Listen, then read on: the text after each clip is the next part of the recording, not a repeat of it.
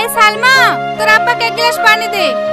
আজকে আমার একটা ইন্টারভিউ আছে। হ্যালো বন্ধুরা, তোমরা কি জানো বেকারত্বের জ্বালা পার্ট 2 কবে আসবে? বন্ধুরা, এই নাটকের পার্ট 2 তে এমন কিছু ঘটতে চলেছে যা জানলে আপনারা অবাক হয়ে যাবেন। তাহলে কবে আসবে এই নাটকের দ্বিতীয় পর্ব এবং আপনারা এখনই কিভাবে এই নাটকের দ্বিতীয় পর্বটি দেখবেন, এসব কিছু নিয়েই থাকছে আজকের এই ভিডিওটি।